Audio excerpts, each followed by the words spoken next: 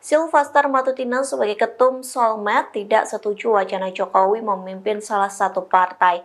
Ia mengatakan seluruh relawan sepakat meminta Presiden Jokowi lebih baik menjadi Sekjen PBB.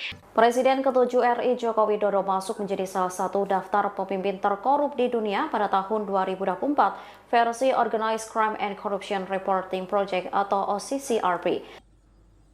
Mungkin akan membuyarkan keinginan relawan dari Jokowi untuk Jokowi menduduki kursi Sekjen PBB. Yang dikorupsi apa? Ya dibuktikan.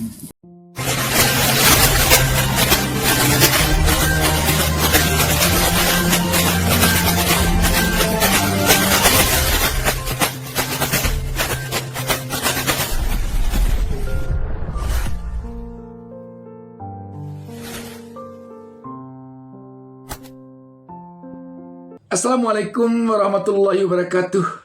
Dengan saya Bustaminarda, sahabat BN, dengan masuknya Presiden ke-7 kita, Jokowi, ke dalam daftar tokoh dunia paling korup 2024 versi OCCRP, mungkin akan membuyarkan keinginan kita, khususnya relawan dari Jokowi, untuk Jokowi menduduki kursi Sekjen PBB.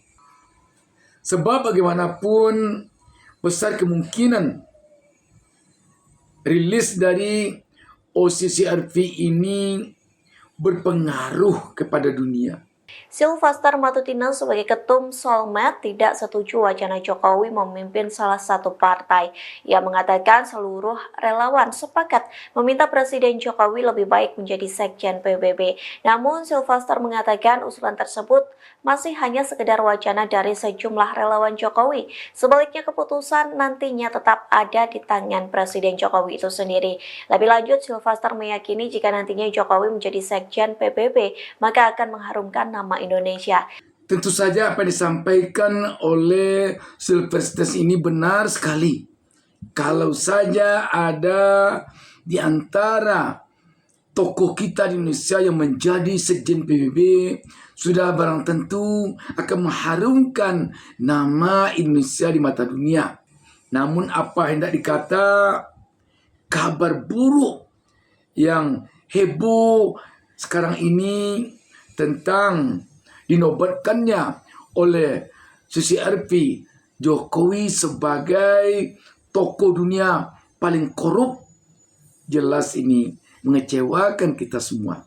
Presiden ke-7 RI Joko Widodo masuk menjadi salah satu daftar pemimpin terkorup di dunia pada tahun 2024 versi Organized Crime and Corruption Reporting Project atau OCCRP. Selain Jokowi, ada 5 pemimpin dunia yang masuk dalam nominasi tersebut. OCCRP menobatkan sederet finalis yang masuk sebagai Person of the Year 2024 in Organized Crime and Corruption. Pemenang dari nominasi tersebut adalah mantan Presiden Suriah Bashar al-Assad. Ia digulingkan oleh kelompok militan Hayat Tahrir al-Syam pada awal Desember 2024 lalu. Menurut salah satu juri nominasi ini, pendiri Daraj.com Alia Ibrahim, Assad dianggap sebagai pemimpin terbrutal. Assad dianggap telah melakukan kerusakan dari segala sisi terhadap Suriah. Alia menilai butuh waktu puluhan tahun untuk memperbaiki kondisi Suriah imbas kepemimpinan brutal Assad selama 24 tahun. Sementara dari Jokowi sendiri berada di nomor 3 dalam nominasi tersebut. Diketahui, OCCRP merupakan lembaga independen yang berfokus terkait isu korupsi dunia. Lembaga tersebut telah menggelar penghargaan ini sejak tahun 2012 silam. Tak hanya pemimpin, OCCRP turut memasukkan organisasi pemerintah sebagai salah satu calon penerima penghargaan. Sahabat BN, kendati pun mungkin sudah sangat banyak di antara kita yang memahami yang menyebabkan Jokowi sampai masuk ke dalam daftar yang mengerikan ini. Namun tentu juga banyak yang mempertanyakan kenapa dia sampai masuk. Apa kategori yang dipakai oleh OCCRP sehingga Jokowi masuk ke dalam daftar sebagai tokoh dunia paling korup untuk 2024 ini. Bagi ICW sebetulnya hasil rilis dari OCCRP itu punya alasan dan juga dasar yang cukup kuat begitu ya, kalau kita merujuk ke sejumlah indikasi yang menunjukkan bahwa selama 10 tahun masa pemerintahan Joko Widodo dirinya kerap kali diduga menggunakan hukum sebagai alat untuk melegitimasi hasrat kekuasaannya, atau oleh sejumlah ahli ini disebut sebagai tindakan autokratik legalisme gitu ya. Sebetulnya ada dua alasan untuk mendukung argumentasi ini. Yang pertama berkaitan dengan disorientasi politik hukum penguatan pemberantasan korupsi. Kita tahu bahwa pelemahan terhadap KPK secara institusional, baik itu melalui revisi undang-undang maupun pemilihan pimpinannya yang bermasalah, juga tentu tidak bisa dilepaskan dari campur tangan Jokowi sebagai presiden. Ini kemudian berakibat terhadap lemahnya pemberantasan korupsi yang dilakukan oleh tidak hanya KPK sebetulnya, tapi juga oleh kejaksaan dan juga kepolisian, yang mana kemudian akibatnya kasus korupsi di Indonesia dari tahun ke tahun mengalami peningkatan yang cukup konsisten. Itu yang pertama. Kemudian yang kedua berkaitan dengan dugaan manipulasi pemilu. Sebetulnya dugaan ini tidak hanya terlontar dari kalangan di tingkat nasional begitu ya, tapi juga di tingkat internasional, di mana ini bisa ditunjukkan pada bulan Maret 2024 United Nations Human Rights Convention itu sempat mempertanyakan perihal dugaan intervensi yang dilakukan oleh Jokowi ketika mengubah peraturan undang-undang pemilu berkaitan dengan syarat ambang batas usia minimal calon wakil presiden, yang mana ini diduga sebagai cara atau langkah dirinya untuk memuluskan jalan putra sulungnya begitu ya, Gibran Rakabuming Raka, untuk mengikuti kontestasi pemilihan presiden tahun 2024 lalu. Ini sekaligus juga hasil rilis ini sekaligus juga menjadi alarm begitu ya bagi pemerintahan Prabowo agar dirinya tidak menjadi pimpinan yang anti terhadap pemberantasan korupsi, yang anti terhadap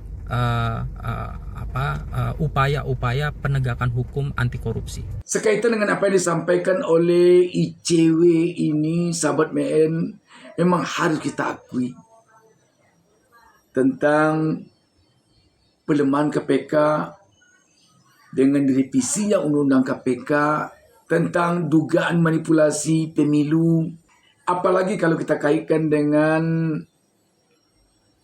proses pencalonan cawapres Gibran sehingga terpilih menjadi wakil presiden sekarang ini, yang sangat heboh dulu di MK, dan juga yang lain banyak kalau kita perhatikan berkaitan dengan pemilu ini. Banyak sekali, termasuk dugaan mobilisasi kepala desa, dugaan pemanfaatan sumber daya negara untuk pemenangan salah satu calon pada Pilpres maupun pada Pilkada baru lalu. Memang itu harus kita akui sangat dapat diduga terjadi belakang ini. Yang dikorupsi apa? Ya dibuktikan. Banyak sekali fitnah, banyak sekali framing jahat, banyak sekali tuduhan-tuduhan tanpa ada bukti. Itu yang terjadi sekarang kan. Ya kalau Pak Jokowi yang ditanya ya pasti ya, siapa saja kalau ditanya ada yang bilang kamu jelek loh, pasti dia akan membalasnya tentu saja dengan defensif duluan. Tapi sekali lagi saya mau mengingatkan semuanya, termasuk Pak Jokowi, termasuk Bang Noel, bahwa melihat reporting dari jurnalis seperti ini tidak boleh pakai kerangka hukum pidana. Belum pernah tuh ada putusan pengadilannya seperti yang saya katakan tadi. Kita mau bicara Marcos, kita mau bicara Soeharto, kita mau bicara banyak pemimpin lainnya yang sampai kabur seperti Bashar al-Assad tadi.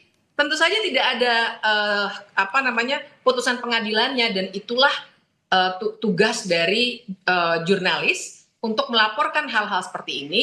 Dan saya kira ini jadi bagus buat kita untuk memikirkan kembali, kalaupun belum ada putusan pengadilannya, ke depannya apa nih yang mesti kita lakukan supaya pemimpin yang seperti ini citranya tidak bisa muncul lagi dalam sistem kita yang demokratis. Dan sahabat BN, setidaknya ini tentu harus kita jadikan evaluasi. Bukan kita di sini berada pada posisi mengatakan tidak dan pada posisi mengatakan iya. Tetapi sebaiknya ini kita jadikan bahan evaluasi sehingga ke depan hal-hal seperti ini tidak terjadi lagi.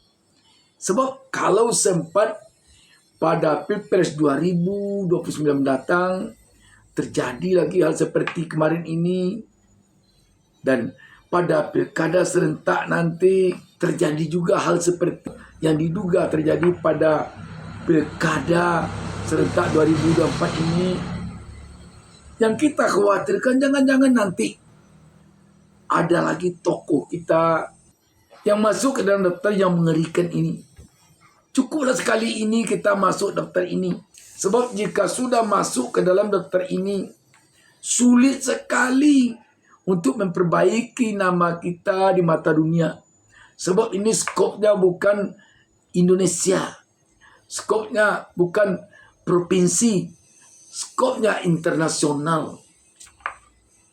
Mungkin saja kita bisa berdebat di negara kita Indonesia antara yang pro dan kontra dengan rilis OCCRP ini.